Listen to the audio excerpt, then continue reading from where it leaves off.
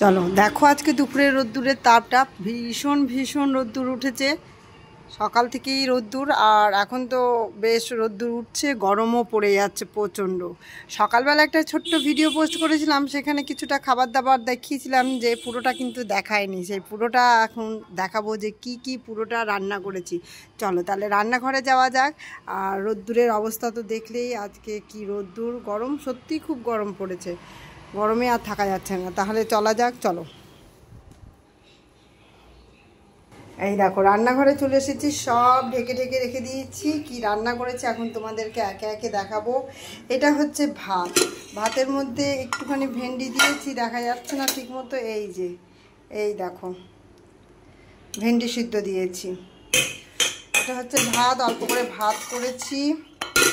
আর রয়েছে এখানে পটল ভাজা, এখানে রয়েছে পটল ভাজা। পটল ভাজা তো এখন বেশ ভালোই লাগে খেতে। আর এটা হচ্ছে উচ্ছের পাতা ভাজা। উচ্ছের পাতা ভাজা খেতে কিন্তু ভালোই লাগে, কড়মড় করে ভাজতে হবে তেলে, একদম শুধু তেলে কড়মড় করে ভাজলে পরে শুধু ভাতের সাথেই বেশ ভালো লাগে খেতে। তোমরা কেউ যদি খেয়ে থাকো অবশ্যই দেখবে, খাবে, ভালো লাগবে। এটা হচ্ছে ডাঁটা, এমনি যেই ডাঁটাগুলো হয় এই ডাঁটাগুলো দিয়ে মুগের ডাল করেছি, ডাঁটা দিয়ে মুগের ডাল করেছি। আজকে যেহেতু সোমবার, সোমবারে একটু নিরামিষ রান্না করা হয়, তাই নিরামিষ সব রান্না। এটা হচ্ছে পটল দিয়ে আর বড়া দিয়ে গা মাখা রসা করেছি। পটল দিয়ে আর বড়া দিয়ে একটা গা মাখা রসা, দেখো ভালোই লাগবে খেতে। এর মধ্যে আলু দিইনি, কারণ আমি সব কিছুতে আলু ব্যবহার করি না, আলুটা একটু অ্যাভয়েড করি, আলু দিইনি।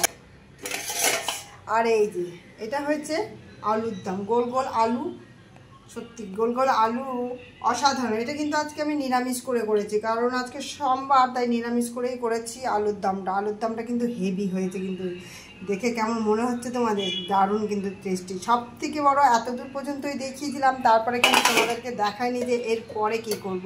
আলুর দমটা কিন্তু আমি এমনি এমনি করিনি, আলুর দমটা করেছি একটা কারণে, কারণ আলুর দমটা সাধারণত খাওয়া হয় না, যখন কিছু করি তখনই কিন্তু খাওয়া হয়। এই দেখো এটা কি হচ্ছে, এইটাই হচ্ছে আসল ব্যাপার। এই যে পোলাও, এই পোলাওটা করব বলেই আলুর দমটা আমি করেছি। কেমন হয়েছে বলো? আজকে দুপুরের এই হচ্ছে রান্না বান্না, আজকে সবই দেখিয়ে দিলাম যে কী, তার সঙ্গে একটুখানি ভাজা আছে, সেটা আমি সবসময় অল টাইম পাঁপড় ভেজেই রাখি, কারণ পাঁপড় ভাজাটা সত্যি আমাদের সবসময় লাগে। নিরামিষ দিনে পাঁপড় ভাজাটা ভেজেই রাখি। দেখো রোদ্দুর দেখো,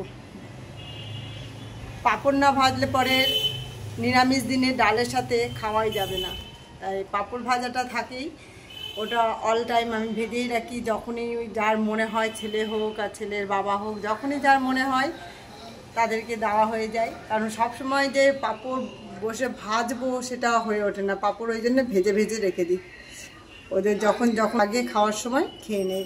দু একদিনের জন্য ভেজে রেখে দেওয়া হয়ে যায়, আবার ভেজে ভেজে রেখে দিই। আর নিরামিষ দিনে একটু বেশিই লাগে, বাকি দিনটা অত কম লাগে, অতটা লাগে না। ছেলের লাগে, ছেলে একটু পাঁপড় ভাজাটা যা একটু বেশি পছন্দ করে। মাছ করলেও দেখি পাঁপড় ভাজা খাবে, ডিম করলেও পাঁপড় ভাজা খায়।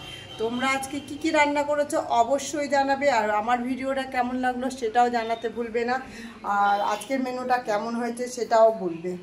তাহলে আজকের মতো টাটা, বাই বাই, আবার পরের ভিডিও নিয়ে আসছি।